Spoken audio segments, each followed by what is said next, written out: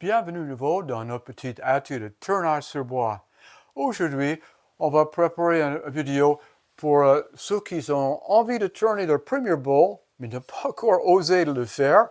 Et en particulier, je pensais à ceux qui n'ont pas un mandrin à 4 mois, peut-être pas encore le budget pour acheter un mandrin.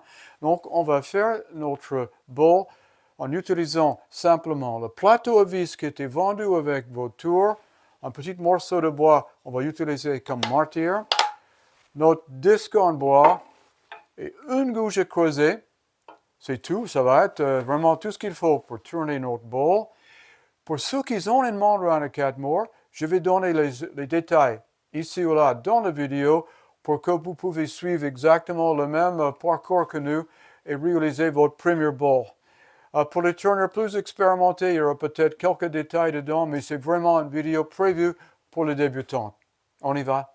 Maintenant, pour réaliser le projet, vous aurez besoin d'un disque de bois de, par exemple, 150 mm de diamètre avec une épaisseur de 60. Celui-ci, c'est 200 mm de diamètre, une épaisseur de 80. Il faut que le bois soit sec et un bois dur ou mi-dur. N'importe quel fruitier. Celui-ci, c'est un merisier, mais ça peut être cerisier, ça peut être pommier, ça peut être frêne, ça peut être noyer. Il y a plein de possibilités pour un choix de morceaux de bois. Maintenant, si vous cherchez réellement les disques, c'est assez difficile à les trouver. Il y a un magasin de tournage, FTFI, en Mency, qui vend les disques de tournage en plein des essences différentes. Sinon, Bordet, au nord de Paris, vendent les carrés 200 mm par 200 mm ou 150 mm par 150 mm avec une épaisseur de 60. Ça peut marcher. Sinon, si vous ne trouvez pas une source près de chez vous, il y a une option que nous, on a utilisée plusieurs fois, c'est de coller les carrelets de bois ensemble avec le colle à bois. Ici, par exemple, c'est une photo d'un bowl tourné en épicéa qui était monté avec les carrelets de piscia rabotés et collés ensemble avec le colle à bois blanc. Une fois que vous avez votre disque en bois, la prochaine question qui va sortir, je suis absolument sûr, c'est John, en quel sens je vais creuser? Est-ce qu'il y a une différence? Ben oui, il y a une différence. On va regarder ça tout de suite. Si vous voulez voir un fond de bowl intéressant avec un motif assez plaisant à regarder, il y a une seule façon de tourner votre bowl. On va regarder tout ça. Donc, pour faciliter les choses, j'ai pris un disque préparé pour tourner un bowl. Là, vous avez encore l'écorce ici. Donc, on sait exactement où est l'écorce et où est le cœur de bois. Okay? Donc, avec cette photo-là, on va regarder le premier cas où on tourne les bowls en bordure naturelle. Et dans bordure naturelle, on creuse de le côté corse vers le cœur. Et quand on fait ça, comme vous avez remarqué dans la photo, le motif au fond de le bowl sont les ovales. Pas très intéressant, mais on n'a pas de choix si on veut garder l'écorce sur le bord de le bowl. Dans la deuxième photo, on creuse dans l'autre sens. On creuse du cœur vers l'extérieur. Et dans ce cas-là, vous allez trouver ce joli motif en dessous. Donc, le problème que vous avez avec votre disque, c'est de repérer les côtés où est le cœur et où, en quelle direction était le corps avant. Donc, on va utiliser les lignes de cire ici, de chaque côté, les cernes, pour reconnaître la direction du cœur. Ne pas prendre ces lignes ici comme accident, parce que vous avez les deux côtés. Ça, ce n'est pas les cernes autour du cœur. C'est ce côté-là avec les cernes assez sombres là. Donc, on va creuser dans cette face-là pour rendre le fond de la bowl plus intéressant. Maintenant, quelle gouge je prends, John? Eh bien, je vous conseille vivement une petite gouge à creuser. Le meilleur choix, je pense, c'est une gouge de largeur 10 mm. C'est la mesure européenne entre les ailes. Les Américains mesurent la tige. Et donc, la gouge 10 mm européenne, c'est un 13 mm américaine. Je pense que c'est le meilleur choix pour débuter le tournage des bowls. Il y a beaucoup moins de risques de crochage. Ça fait un excellent travail. Maintenant, Le type de filetage, il y a plein de différents filetages pour les gouges à creuser. Ici, je vous donne deux exemples. Le filetage classique avec un biseau à 45 degrés et le filetage irlandais ou Ellsworth que j'utilise moi avec un biseau à fileter entre 50 et 55 degrés. Chaque type de filetage a les avantages dans différentes situations, mais ces deux-là marchent très bien pour tourner votre premier bowl. La chose la plus importante, c'est que le gouge est bien affûté. Donc, si vous avez des problèmes de filetage, regardez bien notre vidéo sur le filetage. Il vous faut vraiment un gabarit de filetage pour affûter les gouges à creuser. C'est très important. Une fois que vous avez trouvé quelle face il faut creuser, cette côté-là pour nous, posez le morceau de bois face vers le bas et on va coller dessus un morceau de bois martyr. Alors, regarde pourquoi on a besoin de ça. Parce qu'on va visser notre plateau à vis sur ce morceau de bois qu'on va enlever à la fin du tournage et on va coller ça sur le dos. Donc, c'est la base de notre bowl. Vous allez marquer bien le centre et on va coller ça avec de colle à bois. Moi, je vais utiliser une petite bande, mais n'importe quel colle à bois blanc, par exemple, marche très bien. Et on va coller ça, clamper et laisser ça une nuit pour qu'on puisse tourner ça en toute sécurité demain.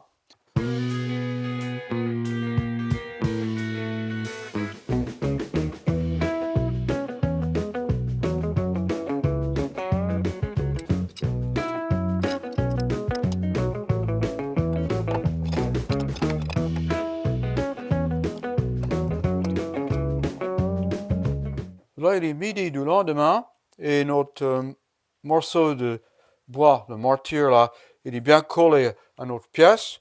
On va tout démonter maintenant et préparer notre morceau pour monter ça sur le tour à bois. Maintenant, pour ceux qui ont déjà un mandrin à 4 mois, félicitations.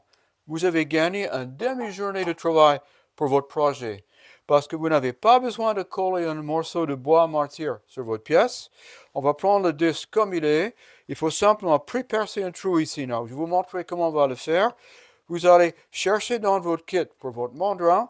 Et c'est vendu avec normalement un vis ici qui s'appelle le queue de cochon. Vous allez monter cette queue de cochon dans votre mandrin, bien positionné, voilà, bien serré, voilà. Maintenant, on va pré-percer un trou ici. La profondeur devrait être la profondeur de longueur de vis qui dépasse la partie haute de votre mandrin. Et le diamètre du trou devrait être le diamètre du corps de la vis. Comme ça, quand vous serrez, ça sert très bien. Pour rendre le dévissage après plus facile, je mets toujours un peu de paraffine sur cette vis avant que je le visse. Comme ça, le démontage est beaucoup plus facile. Si vous ne connaissez pas le queue de cochon encore, je vais vous mettre un lien ici dans notre vidéo. Vous allez chercher, regardez cette vidéo sur le queue de cochon. C'est un excellent moyen de monter un disque comme ça sur votre tour. Et là, vous êtes prêt vraiment à débuter le tournage de votre bowl. Maintenant, pour monter notre pièce sur le tour, il faut qu'on visse notre plateau à vis sur la face où on va creuser plus tard. Donc là, j'utilise moi les vis en acier, là, en inox, avec une tête hexagonale, mais une vis normale en acier marche très bien. Donc, on va pré-percer les 4 trous là avec donc une mèche qui est à peu près le diamètre du corps de ma vis à une profondeur égale à peu près la profondeur de notre truc. On peut faire 2/3 à peu près. C'est du bois dur. Ça va bien visser, il n'y a pas de problème. Maintenant, pour bien positionner mon plateau sur les morceaux de bois, moi j'ai une petite gabarit que je cloue dessus. Voilà, avec la position exacte de mes vis. Comme ça, je peux bien centrer. Voilà. Ça, c'est bien au centre. Et je vais mettre maintenant les 4 coins. Voilà.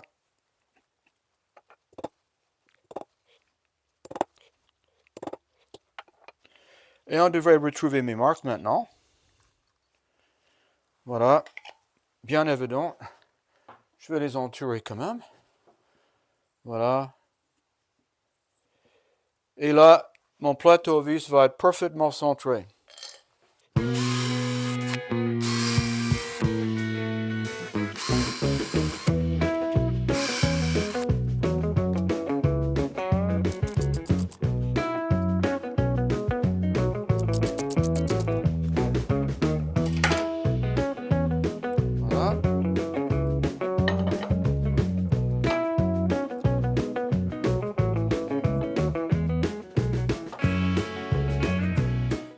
on est prêt pour la première phase de tournage. On va juste faire un cilindrage parfait de notre pièce. Et j'ai besoin d'un marquage central. Donc, on va faire le cilindrage avec le poupée mobile en place. Donc, avec le contrepoint. Voilà. Donc là, maintenant, j'aurai un très bon point marqué. Notre pièce est très bien tenue. Tout à l'heure, on va enlever le poupée mobile. Ce n'est pas très nécessaire pour le tournage. Un mot important. Quand je dis cilindrage, ça va être fait avec le gouge à creuser. J'aimerais bien parler 1 seconde. Le gouge à dégrossir, c'est absolument interdit à utiliser sur un morceau de bois de travers. Ça, c'est le bois de travers. Les fibres vont dans ce sens-là. Donc, il y a une alternation de bois de boue et bois de fil sur le côté quand le morceau tourne. Il y a eu les très graves accidents avec le gouge à dégrossir parce que si le gouge se bloque dans ça, le soie qui est ici dedans, qui est très pointu, peut sortir. Il y a eu les cas avec les gens qui ont reçu le soie de leur gouge à dégrossir dans la poitrine. Je ne te dis pas le résultat au niveau santé, ce n'est pas vraiment idéal. Donc, le gouge à dégrossir, indépendant de ça que vous avez vu sur YouTube, n'utilisez jamais le gouge à dégrossir sur un morceau de bois de travers. On travaille qu'avec le gouge à creuser. Dernière chose, on va retoucher notre feuilletage sur notre gouge à creuser. Là, je mets un peu de marqueur. Voilà.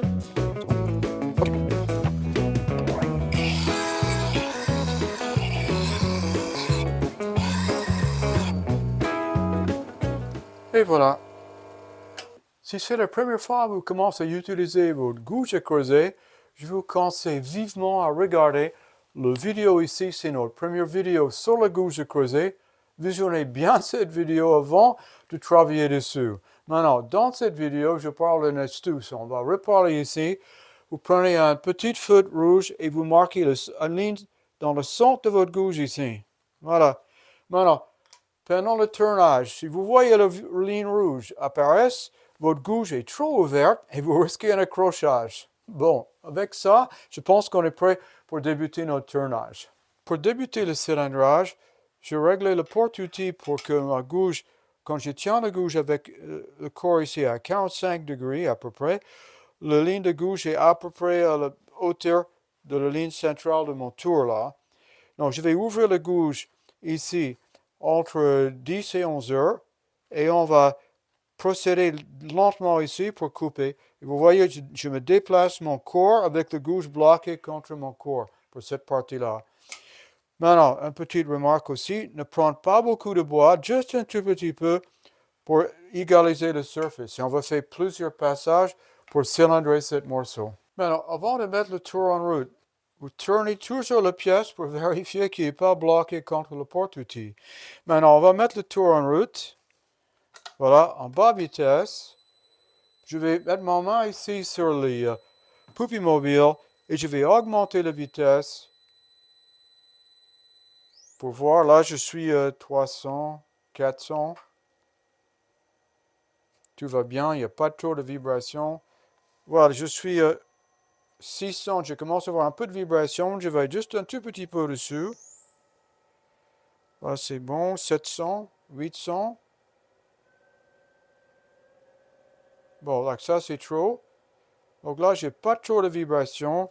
Je suis à peu près 800. On va débuter le tournage à 800.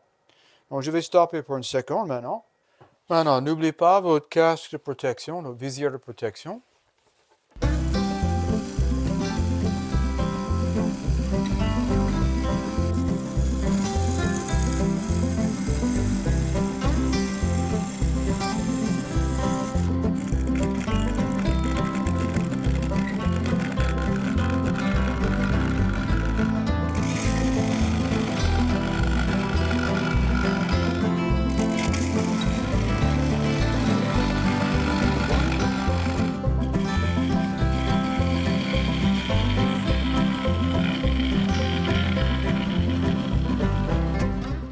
Cette prise de vue montre bien l'ensemble du projet.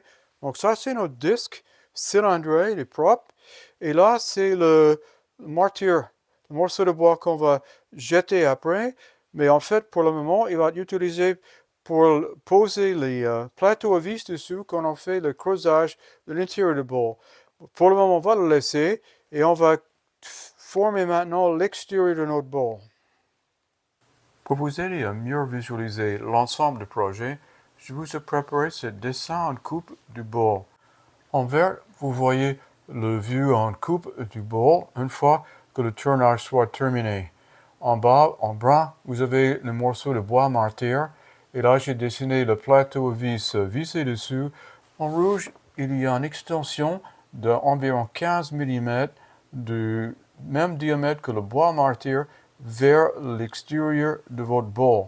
On va être obligé d'enlever cette zone rouge à la fin du tournage avec le bol monté pour enlever entièrement le bois martyr. Ceci parce que, évidemment, avec le morceau de bois martyr encore collé sur place, vous ne pouvez pas entrer là-dedans avec une gouge à creuser. Vous pouvez aussi constater que la forme ensemble de notre bol est vraiment en douceur. Il y a très peu de courbure. C'est une ligne assez simple entre le haut de le bol et l'intérieur. Et je vais vous montrer dans une minute pourquoi on a fait ça. Maintenant, pour ceux qui ont une membrane à carte mort, c'est beaucoup plus simple. Dans ce dessin ici, vous voyez le membrane à carte mort qui rentre dans une mortaise que vous allez tourner dans la base de votre bol. Et ceci avant de terminer le profilage de l'extérieur du bol. Comme ça, une fois que le bol est creusé dans l'autre sens, votre bol est terminé. Vous n'avez pas besoin de retoucher la base comme nous dans le cas d'un bol tourné sans membrane. Cette image ici montre pourquoi on a choisi une forme d'un bol vraiment avec une forme en douceur, avec très peu de courbure.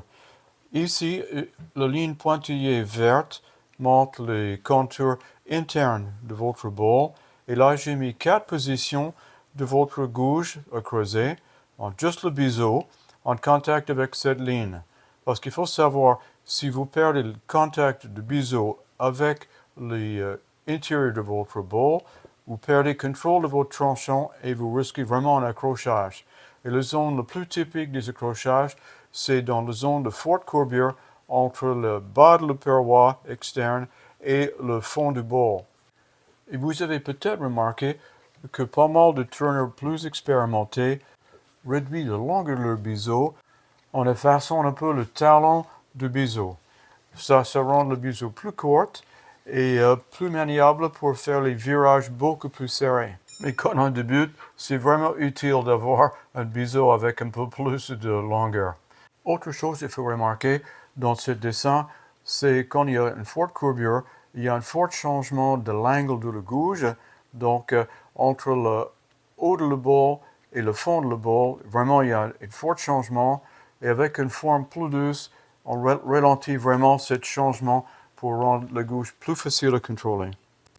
Avant de débuter le profilage, il faut qu'on descende ici à peu près 15 mm de profondeur pour préparer la zone pour notre base. C'est ce coin ici dedans qui va être la zone rouge dans le dessin que je vous ai montré. Et après, on peut faire le profilage. Donc là, on a enlevé le poupée mobile. Donc ça, c'est le tournage en l'air. Et là, je vais tourner à 1200 tours par minute.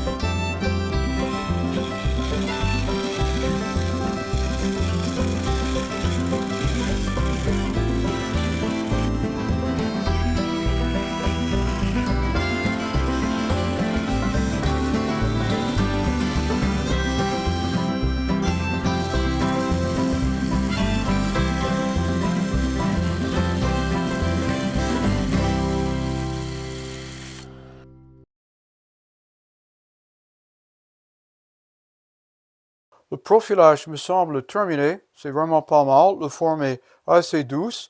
Ok, maintenant, il faut penser de 120 au 180 jusqu'à 320. Je pense que c'est suffisant. Donc là, c'est notre bol après le ponçage. Donc jusqu'à 320.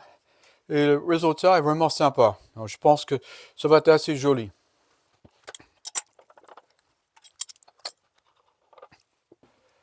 Maintenant, il faut remettre le plateau à vis sur l'autre côté.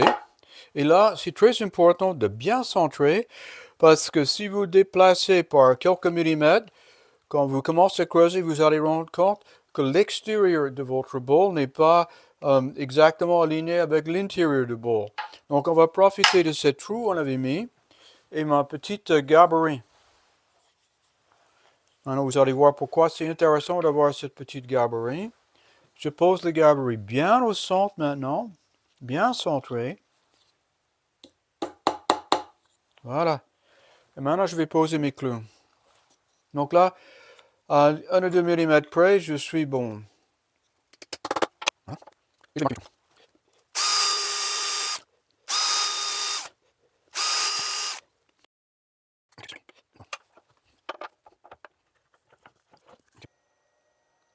Bon, c'est pas parfait. Il y a quand même un tout petit peu de mouvement ici. Avant de lancer dans le creusage, je vous conseille vivement à percer un petit trou ici à la profondeur que vous allez creuser. Ça évite toute malheureuse expérience où vous allez passer au travers de votre bol ou quand vous terminez le bol, en terminant le pied, vous allez avoir un trou au fond de le bol. C'est assez triste. Donc, la solution, c'est de percer le trou. Donc, normalement, nous, on utilise une porte-mèche avec une cône CM2 qui rentre dans le poupée mobile. Et on utilise une mèche Forstner de gros diamètre, typiquement 35 mm. Mais j'imagine qu'aujourd'hui, que vous allez débuter, donc vous n'avez pas encore acheté ça. Ça vaut la peine, c'est très utile pour faire les boîtes et tout ça. Donc il y a une solution bon marché, vraiment simple. Vous prenez n'importe quelle chute de bois que vous avez joué avec pour faire les manches. Hein.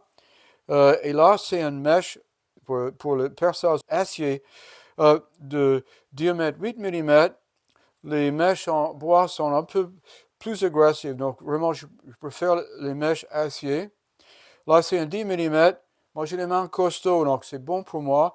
Pour vous, il faut peut-être typiquement une manche un peu plus longue si vous voulez utiliser un 10. Mais le 8 mm suffit largement.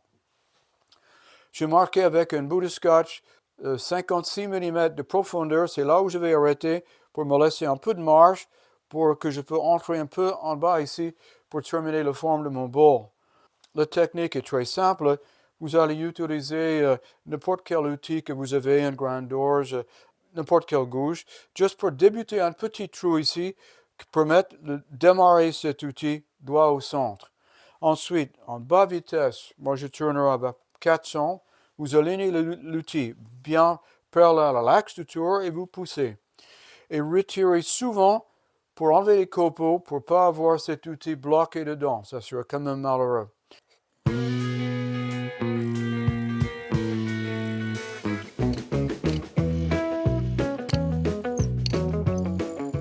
Donc là, la première chose, on va égaliser cette face-là.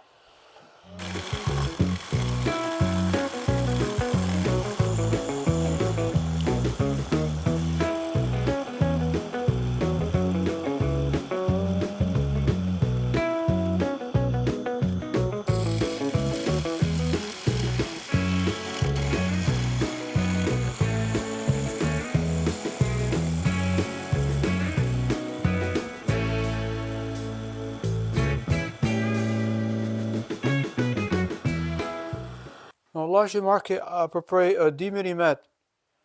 Et là, on peut bien voir, il y a un léger décalage. Là, c'est un peu plus que 10. Là, c'est peut-être un tout petit peu moins. Je pense qu'on a un peu plus qu'un millimètre de décalage entre l'axe du tour pour l'extérieur et l'axe pour le creusage. Bon, c'est pas méchant, ça va pas se voir quand le bol est terminé, mais voilà le problème avec l'utilisation de cette technique. C'est nettement moins précis que le Mondragon Academore, mais quand même c'est honnête. Hein. Maintenant, on arrive à la partie la plus amusante de la réalisation d'une bowl, c'est le creusage de l'intérieur. Et c'est peut-être cette partie-là qui vous angoisse le plus, mais vous allez voir, ça va très bien se passer. Maintenant, pour la qualité de coupe, notre meilleure coupe va être dans le sens de extérieur vers l'intérieur. Et c'est juste le contraire de le profilage de l'extérieur de notre bowl. Et si vous voulez savoir pourquoi il y a une différence entre l'intérieur et l'extérieur pour la direction de coupe, vous pouvez regarder notre vidéo sur la nature du bois où je vous explique tout ça. Pour couper dans ce sens-là, on va ouvrir la gouge entre 1 heure et 2 heures. Et respectez bien la pose de votre biseau sur le bois. Si le biseau dégage la surface du bois, vous perdez contrôle du tranchant et vous risquez un accrochage. Pour entrer dans une surface plate comme ici, il y a quand même un petit problème. Il faut que la gouge soit fermée à 3 heures. Regarde, je ferme ma gouge et je tourne le bol et la gouge ne bouge pas. Maintenant, si je rentre dedans avec ma gouge ouverte entre 1 heure et 2 heures et je tourne le bol, ma gouge va progresser vers l'extérieur.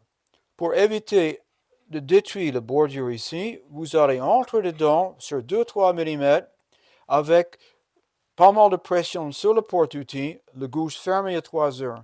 Dès que vous êtes dedans quelques millimètres, vous ouvrez la gouge et vous faites votre coupe. Pour éviter tout désastre sur la bordure ici, je vous propose de créer un butée. On va utiliser un grand orge pour créer un sillon ici de profondeur de 2-3 mm jusqu'au bordure ici où est le nid noir. Comme ça, si jamais par malheur, pour vos premières coupes, la gouge glisse vers cette bordure, cette butée va stopper la gouge. Maintenant, pour sentir le problème, je vous conseille vivement de débuter à l'intérieur et faire plusieurs coupes. On va faire ça progressivement pour approcher à la fin les coupes ici qui sont les plus critiques et le plus important pour la forme de votre bol. Pour le creusage, il faut que le biseau suive le profil que vous avez créé à l'extérieur. Donc, bien regarder de haut vers le bas et imaginons que votre biseau soit absolument parallèle à l'extérieur de votre bol. Et là, vous allez réaliser une paroi uniforme entre ici et le fond du bol. Vraiment, c'est la chose la plus importante. C'est peu importe l'épaisseur. Là, aujourd'hui, on va faire un bol avec une épaisseur entre 8 et 10 mm. C'est parfait pour un bol utilitaire. Mais la chose la plus importante, c'est que cette paroi doit être uniforme. Si vous voulez enlever un peu de bois ici à l'intérieur, il n'y a aucun problème de couper avec la gouge ouverte entre 11 heures et 10 heures, d'éliminer du bois ici, comme ça, il n'y a pas de problème. Simplement, la qualité de surface ne va pas être très bonne, mais c'est pour juste éliminer un peu de la masse ici, aucun problème. C'est simplement que pour le fond de bol, il faut que vous coupez dans ce sens-là. Bon, avec tout ça, je crois qu'on va s'amuser. On va démarrer. On y va?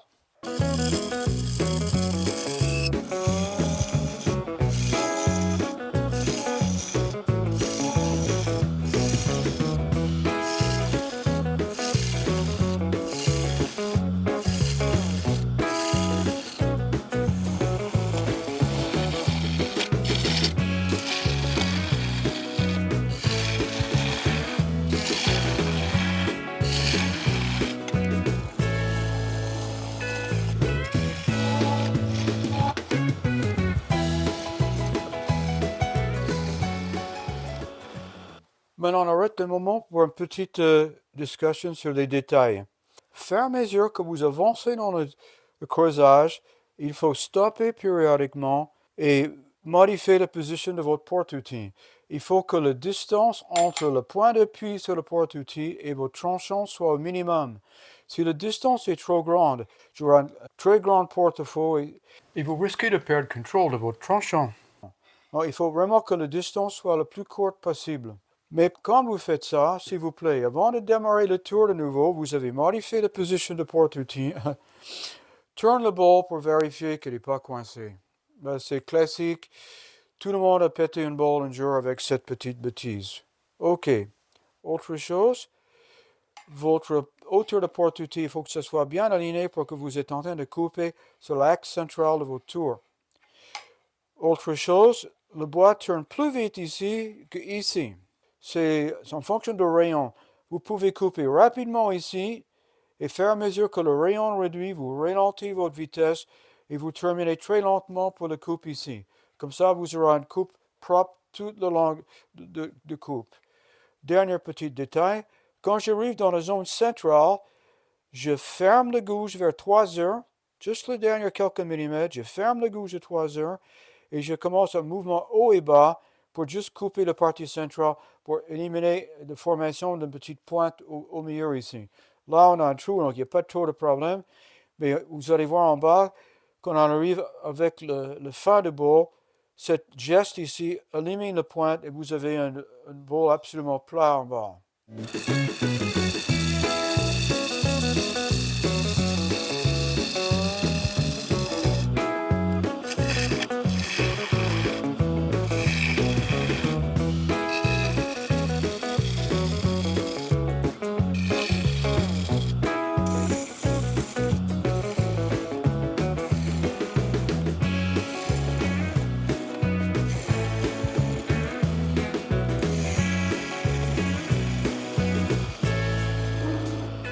Alors là, on fait une pause pour vérifier l'épaisseur de paroi. Là, c'est pas mal. Là, c'est encore épaisse. Vous pouvez mesurer avec un outil comme ça, par exemple. Voilà. Ou simplement un morceau de cintre. Voilà, ça c'est un bout de cintre qui était plié, qui me permet de vérifier l'épaisseur de paroi. Là, il touche, et là, il ne touche pas. Donc, je sais que c'est uniforme jusque-là, et là, ça commence à être encore épaisse.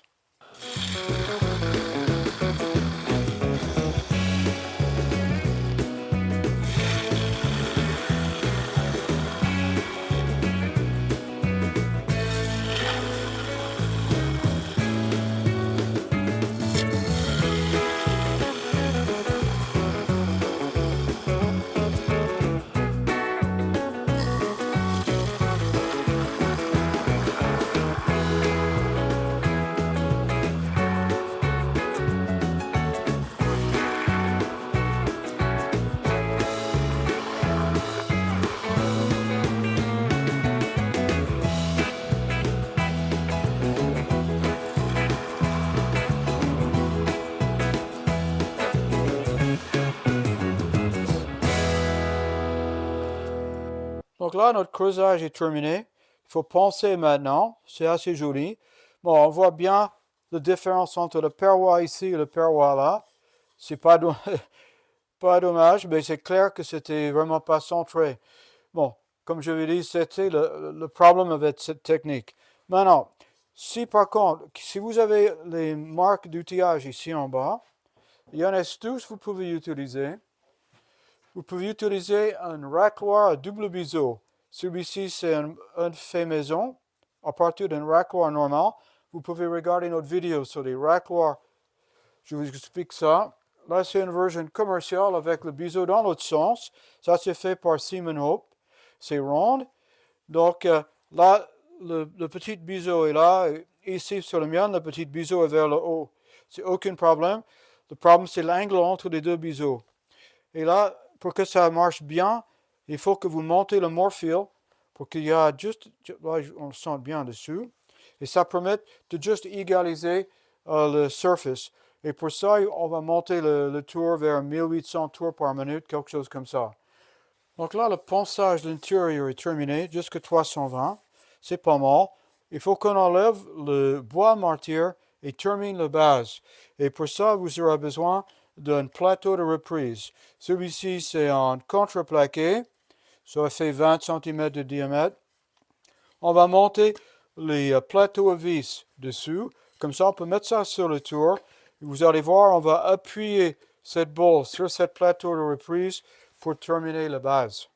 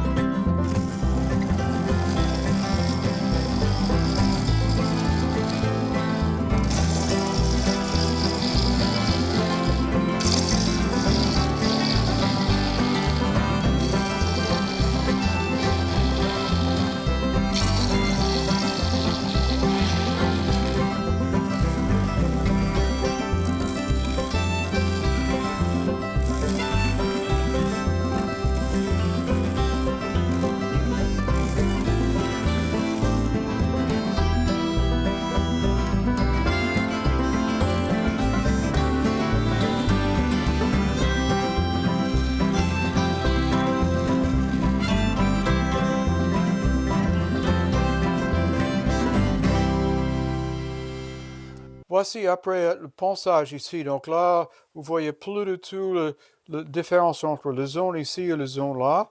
C'est bien travaillé. La hauteur de la base est correcte. On a réduit pas mal là. Maintenant, un petit détail très important. Toutes les coupures qu'on fait, la plupart, on coupe avec le gouge vers les blocs moteurs. C'est très dangereux de couper dans ce sens-là. Sois très prudent avec cette geste-là, parce qu'on ne veut pas que ça parte de notre plateau reprise. Ça sera dommage de trouver le bol par terre. Maintenant, ce morceau de bois, n'oubliez pas que le bois mortier n'est pas de très bon bois. On va réduire le diamètre et puis on va scier le dernier bout et on va travailler dedans ici pour poncer à l'intérieur.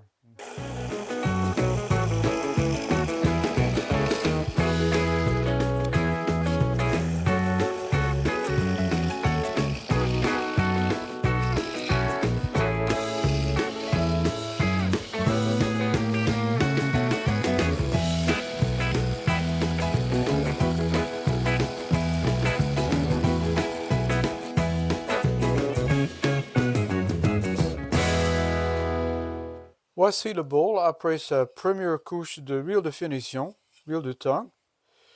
Le résultat est vraiment sympa. Bon, évidemment, regardez de près, il y a un petit problème là, mais sinon c'est assez joli.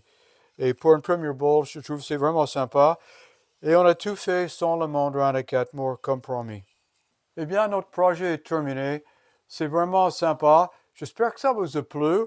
Vraiment, c'est pas mal de tourner un bol sans un mandarin à 4 mois. Bon, si vous avez des questions, n'hésitez pas à les poser dans les commentaires. Et avec tout ça, je vous dis au revoir, bientôt et bon tournage.